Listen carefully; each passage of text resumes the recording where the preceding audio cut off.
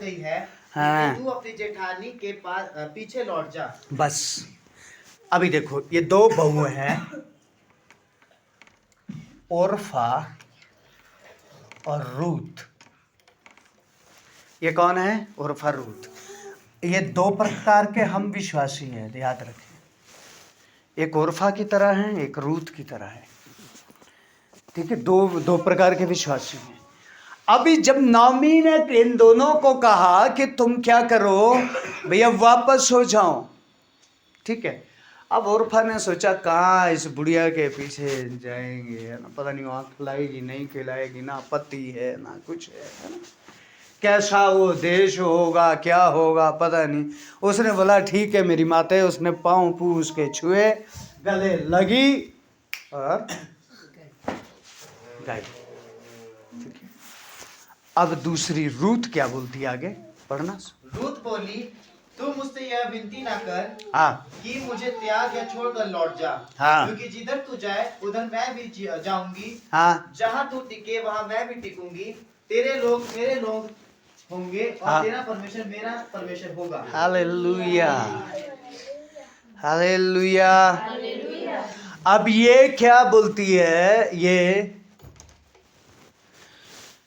जहां तू तंबू में रहे, तू गुफा में रहेगी, क्योंकि इसने सब कुछ बता दिया। हम वहां से निकल गए तो हमारी जमीन पे कब्जा किसी और का नहीं है हमारे पास।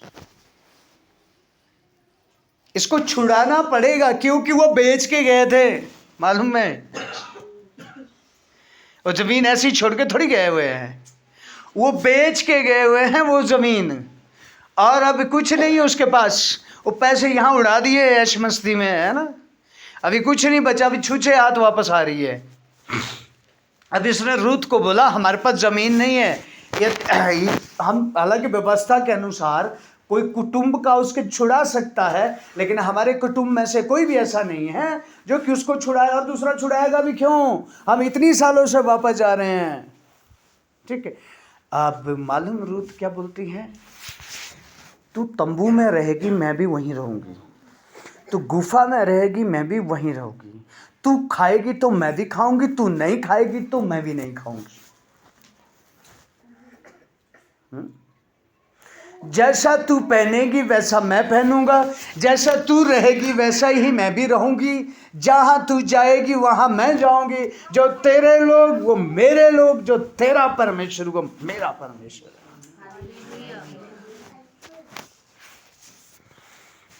हालेलुया। चाहे कुछ भी हो, रूथ जानती है कि यहां से जाने के बाद हाल तो खराब होने वाले हैं।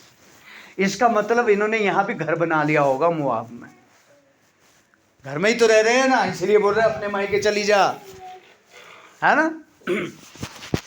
वो अब इसको रूथ को भी मालूम है कि जब हम वहां जा रहे हैं तो वहां कुछ भी हमारे पास नहीं है, लेकिन वो सब कुछ सहन करने के लिए तैयार है। हालेलुया। वो सब कुछ सहन करने के लिए तैयार हैं, और बिना किसी कंडीशन के यहाँ से वो इस देश में दोनों सास बहू, वो बड़ी विनती करी उसने उससे, हे मेरी बेटी चली जा, तेरी जेठानी चली गई तू भी चली जा, क्या करेगी मेरे साथ, बर्बाद होएगी, है ना, क्योंकि मेरी वजह से 3 लोग तो पहले ही निकल गए, अब चौथी तेरी ये भी जेठानी भी चली गई, अब तू भी चली जा। उसने बोला नहीं, मैं नहीं जाऊंगी। और मालूम है जब ये यहूदा देश में पहुंचे, यहां अपने बैतलहम में पहुंचे, तो ये एक जगह में रहना शुरू हुए। अब उसने रूथ ने कहा माँ, सास बहू देखो, इसमें 3-4 टॉपिक है सिखाने लायक। ये है विश्वासी सास बहू है, ये है वो सास बहू है जिनका जीवन बदल चुका है यीशु मसीह में, ये है वो सास बहू है जो नया जीवन पा चुकी है। ये बोलती है माँ तू बूढ़ी है, तू क्या करेगी, तू मुझे ये बता, तुझे थोड़ा तो पता होगा कि मैं कहाँ से खाने के लिए कमा के ले आऊं। उसने बोला बेटी वहां जो खेत है वो हमारे एक कुटुंबी का है, और वहां जाके बीन ले। बीन मतलब क्या है? चुगना, उठाना। और यहूदियों का एक नियम होता था, आगे जब फसल काट रहे हो या मटर तोड़ रहे हो, बीन दाल कुछ भी निकाल रहे हो, उसमें थोड़ा थोड़ा थोड़ा थोड़ा छोड़ते थे। और छोड़ते किसके लिए थे? परदेशियों के लिए, यात्रियों के लिए, भूखों के लिए, गरीबों के लिए छोड़ देते थे। और वो अपना निकाल के निकलते थे। उसके बाद जो भूखे हैं वो आके उसमें से चुगते थे, उनको कोई नहीं छेड़ता था। और इसने भी क्या किया, ये उस खेत में गई है, ये लोग आगे निकल गए और जैसे ही गई और यहाँ से इसने चुगना शुरू कर दिया। घर जाती है, देख माँ आज मैं गेहूं लाई है, चल आज खाना खाते हैं।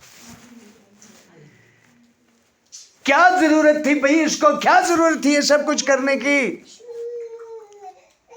ये जवान बहू है, इनके अभी बच्चे भी नहीं हुए, मालूम है? ये जवान लड़कियां हैं, इनको कोई जरूरत नहीं है। इस रूत को कोई जरूरत नहीं है अपने माँ बाप के घर वापस जा, उसके लिए तो और रिश्ते आएंगे भैया, और अच्छी जगह में अमीर घरों में शादियां हो जाएगी। आज हम वही ढूंढते हैं ना, हैं? परमेश्वर को नहीं ढूंढते। इसकी तो आ रहा, लेकिन इसने वो त्याग दिया, वो सब कुछ इसने छोड़ दिया। और छोड़ छाड़ के किसके पीछे हो गई है? तेरा परमेश्वर मेरा परमेश्वर, तेरे लोग मेरे लोग। तू सूखा खाएगी, मैं भी वही खाऊंगी। जिस दिन नहीं होगा हम दोनों नहीं खाएंगे। जहां तू रहेगी वहां मैं रहूंगी। ये प्रभु के लोग हैं। दो विश्वासी हैं। एक विश्वासी कैसा है? जब उसको यहां से आराम नहीं मिलता तो कहीं और देखता है ना?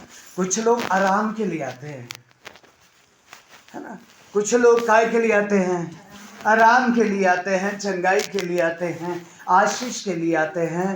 पिछले हफ्ते हम सीख रहे थे, वो है रेत पे बने हुए घर है, वो कभी भी गिर जाएंगे।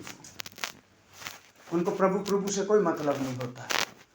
जब उनको ज्यादा तकलीफ होती है तो ये कलीसिया में आते हैं, जब इनका सब ठीक चला रहता है तो इनके पास बहाने होते हैं।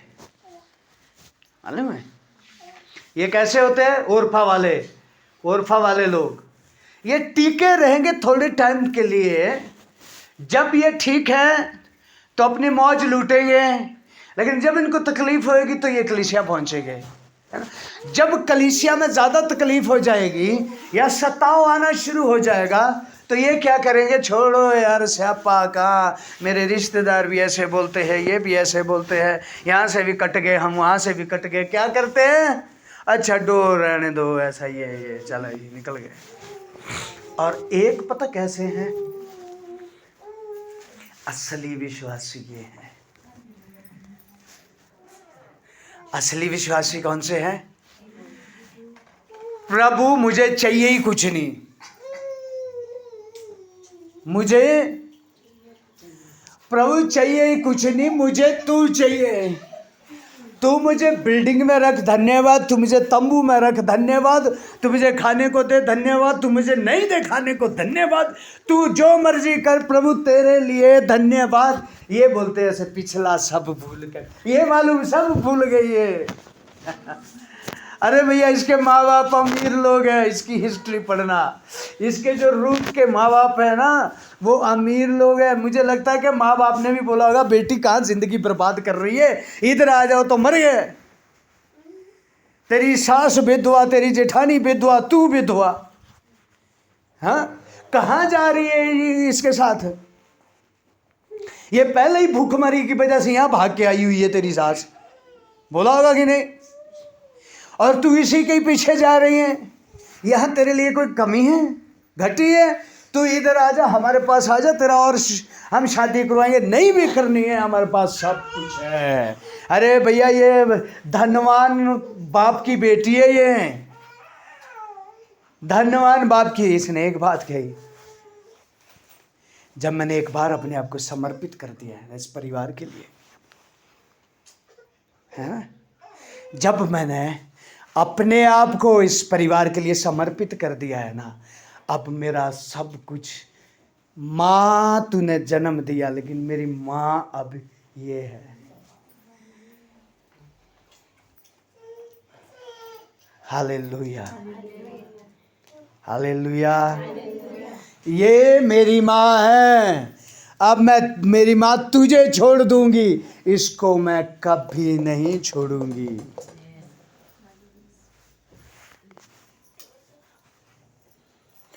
अब ये इसके साथ कहाँ पहुंच जाती है? यहाँ। इसीलिए शास्त्रीय प्रश्न से क्या कहता है? तुम अपने आप को धर्मी दिखाते हो नहीं हो। और रूत को मालूम परमेश्वर क्या बोलता है? हे मेरी, पता कहाँ आई है ये? हालांकि ये मुआबी है। वंशावली मैंने सिखाई हुई है, बीच में पता नहीं कितने लोग थे, एक बार फिर सीखेंगे। वंशावली में ये यीशु मसीह की वंशावली में आ गई है।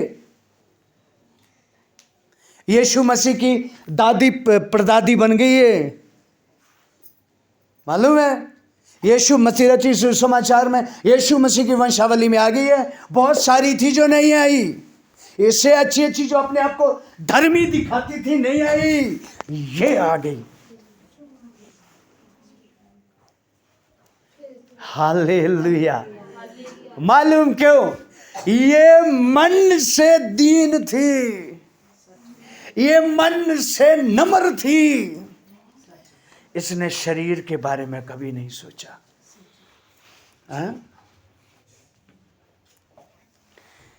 इसने अपनी देह के बारे में कभी नहीं सोचा। जवानी थी क्या ये विवाह नहीं कर सकती थी क्या? कर सकती थी ये, लेकिन इसने सब कुछ छोड़ दिया।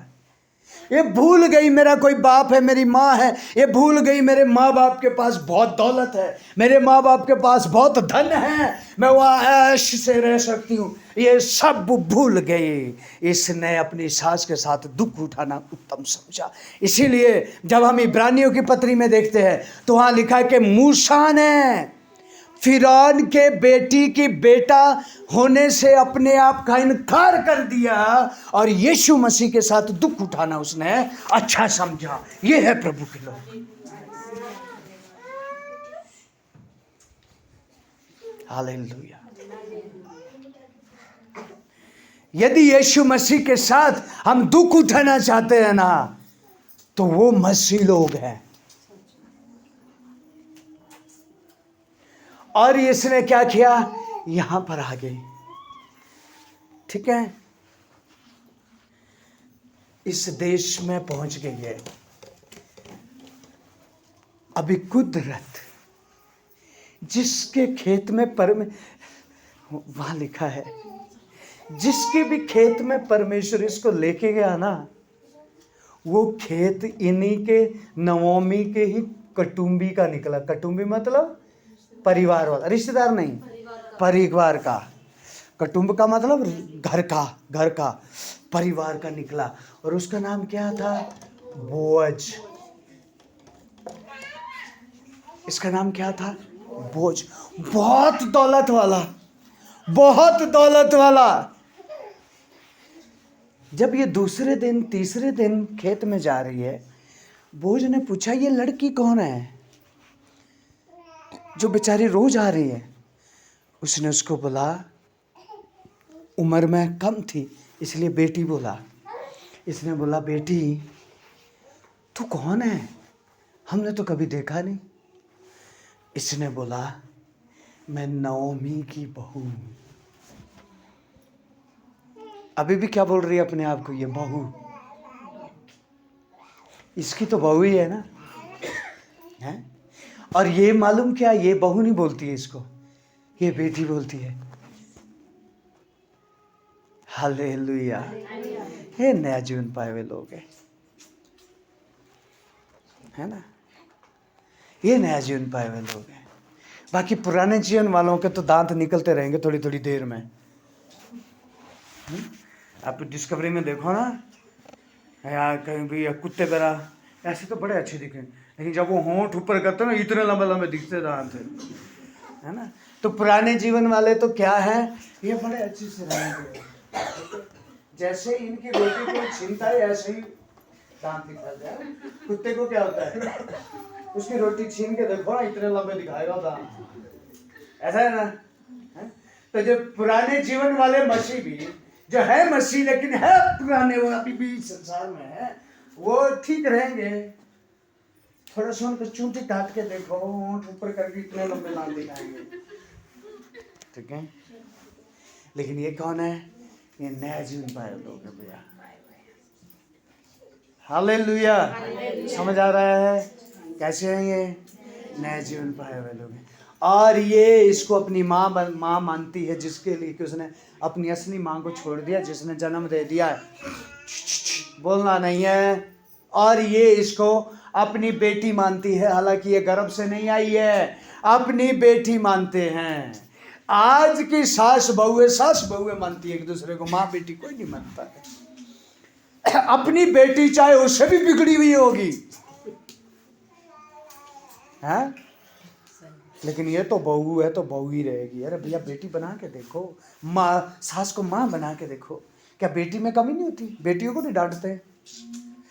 ओके, अभी क्या हो गया, इसने बोला बेटी तू कौन है? इसने बोला मैं नौमी की बहू हूं। उसने कहा, घर में गई, माँ माँ माँ बोलती है इसको, कि मेरे को एक ऐसा आदमी मिला जिसका मैं खेत बीन रही थी, उसने मुझे पूछा तू कौन है? क्या लिखा बेटा वहाँ है, मिला है? एक मिनट, 2 का पढ़ना, जरा पढ़ना। तब बोअज ने रूथ से कहा, हे मेरी बेटी, हाँ, क्या तू सुनती है? हाँ, किसी दूसरे के खेत में बिनने को ना जाना, हाँ, मेरी ही दासियों के संग यही रहना। अब उसने क्या बोला, अब बेटी तू इधर उधर मत जाना। उसको पता लग गया हमारे कुटुंब में से हैं ये, लेकिन अभी उसको स्थिति, उसने बोला और कहीं नहीं जाना, जो और भी यहाँ दासियाँ बिनती है, तू रोज हमारे खेत में ही बिनने के लिए आना। अब देखो, अब इसमें माँ बेटी का कॉम्बिनेशन आपस में। अब इसने एक दिन कहा है, नौमी ने बोला ये जो बोझ है ये कौन है? हमारा कुटुंबी है। अब तूने क्या करना, सिखा के भेज दिया। ये जो इसका पलंग है, ठीक है, जब ये सो रहा होगा, जब रात में ये सो रहा होगा, यहाँ पाँव के पास जाके तूने बैठ जा। इस जब ये बैठ गया, अब ये जब उठा के तू क्यों यहाँ बैठी है? इसने बोला आप हमारे कुटुंबी है, आप हमें छुड़ा दो, हमारी जमीन को। अब लेकिन छुड़ाने में एक बात होती थी, यदि ये इसकी जमीन छुड़ाता है तो इसको रूथ से भी विवाह करना पड़ता है। ये रूल था व्यवस्था का। और इसने इसकी जमीन को छुड़ा दिया और रूथ को अपनी पत्नी बना लिया। और उसके बाद बेटा मत्ती में आना, जरा मत्ती 1 अध्याय।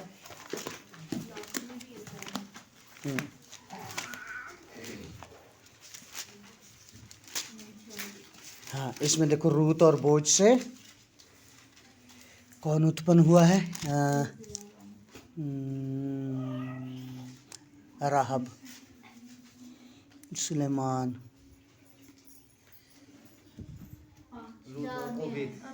हाँ हाँ, पढ़ो जरा एक बार। और सुलेमान और राहब से बोझ उत्पन्न हुआ, हाँ, और बोझ और रूथ से ओबेद उत्पन्न हुआ, आगे, और ओबेद से यिशे उत्पन्न हुआ। हाँ, यिशे कौन था? दाऊद का पिता, दाऊद का बाप। और जो दाऊद के दादा, परदादी कौन थी? रूथ। और ये मोआबी की खानदानी में से होकर परमेश्वर ने इसको यहूदा, बैतलहम, इनका यरूशलेम वासिया या इस्राएलियों की खानदानी में इसको मिला दिया। ये यहाँ विवाह करने नहीं आई, ये यहाँ अच्छा करने के लिए, अच्छा होगा कुछ नहीं आई, क्योंकि इस नौमी ने इसको पहले बता दिया है हमारे पास कुछ नहीं है भैया, खाने को हमारे पास नहीं होगा। खेत उस समय ऐसा तो होता नहीं था कि फैक्ट्रियाँ हैं जो चलो सास बहू दोनों नौकरी करेगी, है, फिर जाके राशन ले आएंगे हम दोनों, है, दोनों दवाइयाँ पैकिंग करेंगे रोज। फैक्ट्रियाँ तो नहीं है उस समय। खाने का सिस्टम कहाँ से है? खेत है तो खाएंगे, नहीं है तो भूखे मर जाएंगे।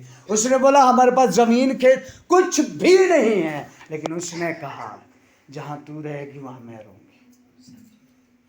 जंगल में तू रहेगी मैं भी वहीं रहूंगी, जहां तू रहेगी वहीं मैं रहूंगी। हालेलुया। नींद कितनों को आ रही? नहीं आ रही? जितनों को आ रही जाके सो सकते हैं। ओके, अभी समझ आ रहा है? हम थोड़ा सा समय दे रहे हैं वचन के लिए ताकि हम समझ जाएं, है ना? ठीक है। अभी यहाँ क्या हो गया? ये है विश्वासी रूथ। विश्वासी ये नहीं है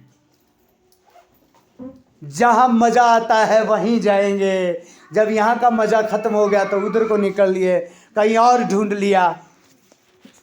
हालेलुया। अभी ये देखिए ना, यहाँ एक परिवार का भी उदाहरण है। इन दो औरतों में एक परिवार का भी उदाहरण है। एक बहू ये क्या कहती है, जब मैंने इस परिवार के लिए अपने आप को दे दिया ना, मेरे माँ बाप ने तो दे दिया, दिया मेरे माँ बाप ने कि नहीं दिया? दे दिया। अब मेरा वहां क्या है? बाप बुला रहा है, माँ बुला रही है, भाई बहनें बुला रहे हैं। अब मैं इस परिवार में आ गई नौमी के। अब मैं भूखी रहूं, प्यासी रहूं, मर जाऊं, कुछ भी हो जाऊं, मैं तेरे साथ जाऊंगी। क्या यहाँ पर और नौजवान नहीं है? नौजवान लड़के नहीं है? ये तो नौजवान है, अभी बच्चा भी नहीं हुआ उसके, इन दोनों के नहीं हुआ। क्या वहां कोई नौजवान नहीं है? इसने इधर उधर भी नहीं ताका। किसको ताक रही है ये? अपनी सास को। हालेलुया। किसके पीछे ये चली है? अपनी सास। जहां तू जाएगी, क्योंकि मैंने अपने आप को इस परिवार के लिए दे। आज थोड़ी सी बात होती है तो उसी समय सोचते कहीं दूसरा देख लेते, इंतजाम है ना। आज है ही ऐसा है, वो देख लेते नहीं, यहां रह के भी इंतजाम किए होते हैं। ये मसीह जीवन। अब बाइबल साफ कहती है हम संसार के जैसे नहीं जी सकते। संसार बदल जाए, जो मर्जी हो जाए, लेकिन हमारा परमेश्वर जैसा रूत के समय में था, जैसे आदम के, अब्राहम के, इन सब के समय में था, यीशु मसीह के समय में था, चेलों के समय में था, हमारा परमेश्वर आज भी वही है। बहुत सारे पूछते हैं, लिविंग रिलेशन चलता है ना आजकल, है ना? बहुत सारे पूछते, तो ये जमाने के साथ है, कोई नहीं, विवाह तो करेंगे, लिविंग जी नहीं। नूह के समय में परमेश्वर ने कहा, वो समय भी लिविंग रिलेशन चलता था। अंत का समय भी कैसा होगा? नूह के जैसे समय की तरह। जब उस समय परमेश्वर ने उसको पाप कहा, आज भी वो पाप है। हालेलुया। जब उस समय वो पाप था, आज भी क्या है? वो पाप है, नहीं चलेगा। Hallelujah, hallelujah. क्योंकि प्रभु के लोगों, अंत के दिनों में हमें इन बातों को समझना है, जानना है। आज इस संसार में बहुत सारी चीजें हैं। अभी ओरफा ने बहुत कुछ सोचा, जब बहू ने, सास ने बोला, इसने सोचा होगा वाकई बोल रही है यार, ये तो बुखारन है पहले ही। सास मेरी क्या है? बुखारन है, उसके पास कुछ होता तो यहाँ क्यों आती? अब ये खुद ही बोल रही है कि वहां पर हमारे पास कुछ नहीं है ना? वहां पर हमारे पास कुछ नहीं है। उन्होंने सोचा कहाँ भीख मांगने इसके पीछे जाएंगे, इधर चलो, वहां पर चलो यार, अपना दुनिया मरी थोड़ी है, जिंदा दुनिया पड़ी हुई है। हालेलुया। लेकिन इसने क्या बोला? रूत ने, जहां तू जाती है वहां मैं भी जाऊंगी, जहां तू रहती है वहां मैं भी रहूंगी। इसीलिए प्रभु के लोगों, हमारी धार्मिकता देह से नहीं है, हमारी धार्मिकता मन से है। परमेश्वर हमारी धार्मिकता मन में देखता है। याद रखे, हमारे मन के विचारों को वो जानता है। हमने सीखा है ना, हमारे मन की बातों को वो जानता है। हमारी हर एक बातों को जो हमारे मन में चलती है, उन सारी बातों को कौन जानता है? परमेश्वर जानता है। और उसी मन के विचारों के अनुसार परमेश्वर हमारे जीवन में कार्य करता है। हालेलुया। और यदि मैं सोचता हूं ना, मैं अपने बारे में कह रहा हूं, यदि मैं सोचता हूं कि प्रभु मैं इतना दूर दूर सेवकाई में जाता हूं, यहां खत्म करके पलट जाता हूं, इसका मुझे इससे फल नहीं मिलेगा। परमेश्वर इससे खुश नहीं होता कि कहाँ कहाँ भाग रहा है। परमेश्वर यदि मेरा न्याय करेगा, खुश होता है मेरे मन के विचारों से, कि मैं मन में क्या रखता हूँ। हालेलुया। मन में मैं क्या रखता। इसलिए शास्त्रीय प्रेषित से कहता है, तुम अपने आप को लोगों में धर्मी दिखाते हो, है नहीं है, मन से तुम धर्मी नहीं है। इसलिए यीशु मसीह ने जब मत्ती 11:29 में कहता है, मैं मन में दीन हूं, मुझसे सीखो। मैं क्या हूं? मन में दीन हूं, इसीलिए मुझसे सीखो। मैं भी मन में दीन हूं। तुम भी दीन का होना है, मन में दीन होना है, मन से दीन होना है। क्योंकि यहोवा परमेश्वर क्या देखता है? मन को देखता है। हालेलुया। रूत की कहानी समझ आई? हाँ, ये है परमेश्वर के लोग। मैं आज फिर कहता हूं, चमत्कारों के लिए इंतजार मत करो, भविष्यवाणियों के लिए इंतजार मत करो, हाँ, अचंभों के लिए चलना शुरू करो। चमत्कार प्रभु करता चला जाएगा। हालेलुया। रास्ते वो खोलता चला जाएगा। भैया सबसे बड़ा चमत्कार मालूम क्या है? जब तुम चलना शुरू करोगे, आप उस परमेश्वर को पहचानना शुरू कर जाओगे, भेद खुलना शुरू हो जाएंगे। इसलिए परमेश्वर ऐसे लोगों को चाहता है। इसीलिए परमेश्वर ऐसे लोगों को चाहता है ना? जब ये एलिया को जब विधवा के घर में भेजा, तो एलिया ने सबसे पहला शब्द क्या कहा? खाने को ले पहले, ठीक है? क्या बोला? पानी लिया पीने को, और पहले खाने को लिया। उसने क्या बोला?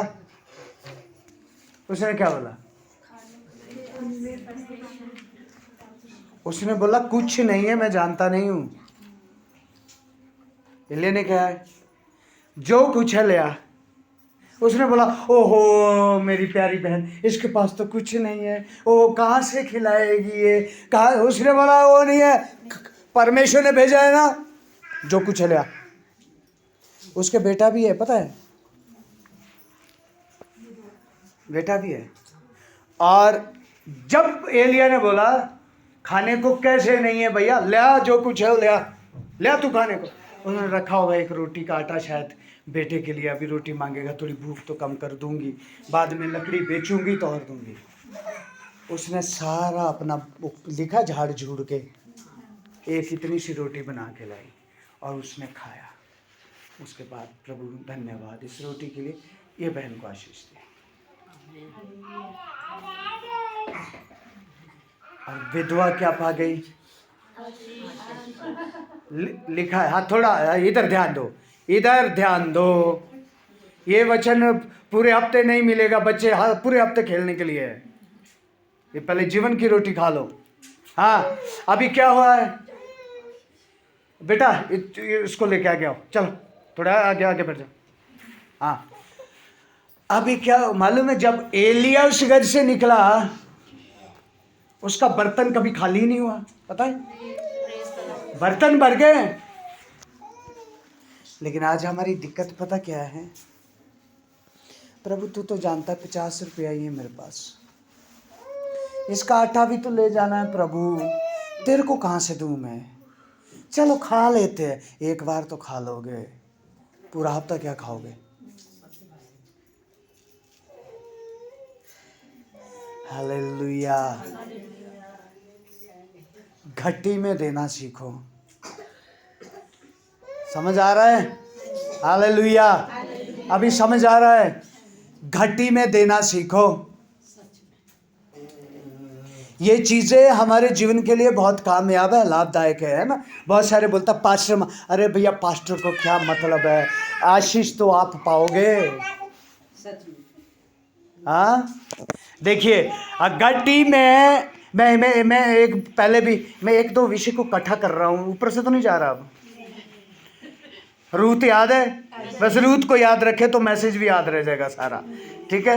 एक दो फ्रेंड थे, मान लो जैसे साथ में बाइबल कॉलेज में पढ़े होंगे, सॉरी, एक कहाँ चला गया, कीनिया शिवकाई में। अरे आपको मालूम है, अभी तो नहीं है, एक समय में वो देश बहुत गरीब, बहुत ज़्यादा गरीब, आदिवासी लोग सांपों को, केंचुओं को मार के खाते, आज भी बहुत है जो बंदरों को मार के खाते, उनके पास खाने कपड़ा होता नहीं उनके तन पे, ऐसे लोग हैं, है ना। और मैं तो हैरान हो गया कि इंडिया में भी है, मालूम है। नॉर्थ ईस्ट गया था, वहाँ एक एरिया है, हाँ, जो नंगे ही लोग रहते वहाँ भी हो। तो ओके, वो वहाँ पर गया, कलीसिया शुरू की, ठीक है। जब कलीसिया शुरू की, उसने बोला यार इनको दशमांश के बारे में क्या सिखाना, ये कहाँ से देंगे, खुद तो मार मूर के खाते, कभी क्या जमीन से उखाड़ के खाते रहते हैं, कहाँ से ये उसने सिखाया नहीं दान दशमांश के बारे में। 5-6 साल जब हो गई, उसके बाद उसका दोस्त भी गया, तो हालात देखे बड़े भद्दर है। तो पर उसने दोस्त ने बोला यार तूने दशमांश वगैरह देते, उसने बोला यार क्या सिखाना है इनको, कहाँ से देंगे, तू दोषी है बोलते, तू इनकी आशीषों को रोक रहा है। और संडे के दिन उसने प्रचार कर दिया आज दशमांश के बारे में, जो उसका दोस्त आया था, दान दशमांश के बारे में अच्छे से। और वो विश्वासी लोग बोलते कि पास्टर साहब आपने आज तक हमारे को धोखे में रखा ताकि हम गरीब ही रहे। और उन्होंने वो जमीन के नीचे से पता नहीं क्या होते हैं, बोलते ऐसा फल भी यदि हो 5 ले आते थे तो उससे 1 चर्च पहुंचाते थे। हर एक चीज से उन्होंने क्या देना शुरू कर दिया, और कुछ ही सालों में प्रभु ने आशीष। और जब वो 5 साल बाद दोबारा गया तो उसने उनके देह पे कपड़े देखे। हालेलुया। तो प्रभु के लोगों ना, हम विश्वास, हम बोलते जीवन कहाँ से देंगे, दशमांश तो दे नहीं सकते। हम वफादार होना जरूरी है परमेश्वर के साथ, हम विश्वास योग्य होना जरूरी है परमेश्वर के साथ। हर एक बातों से हमें विश्वास योग्य। अभी देखिए ना, ये जीवन यदि दे रही है ना, तो उसके लिए उसने यहाँ बहुत बड़ा एक दौलत को त्यागा है। समझ आ रहा है? अरे जीवन देना आसान बात नहीं है। हम प्रभु ये जीवन तेरा है, सैलरी सारी मेरी है? जीवन तो पैसे से भी महंगा है, जीवन तो चीजों से भी महंगा है? अब यदि इसने जीवन दिया है ना, तो इसने यहाँ बाप की दौलत और ये सब कुछ त्यागा। और इब्रानियों में पढ़ दो, यदि मूसा को परमेश्वर ने 40 साल इस्तेमाल किया ना, तो उसने पूरा मिस्र का राज्य छोड़ा है उसके लिए। हालेलुया। इसीलिए हम थोड़ी थोड़ी बातों में, अब विधवा ने क्या किया, जो कुछ था किसको दे दिया, खा ले भैया, मेरा बेटा ही भूखा रख लूंगी और क्या है। लेकिन परमेश्वर का दास है भैया, इसको तो देना ही है। उसने खिलाया और कभी अपनी आशीषों को नहीं खोया। आमीन, हालेलुया। तो प्रभु के लोगों, हमारा जीवन भी ऐसा जीवन होना है। आमीन।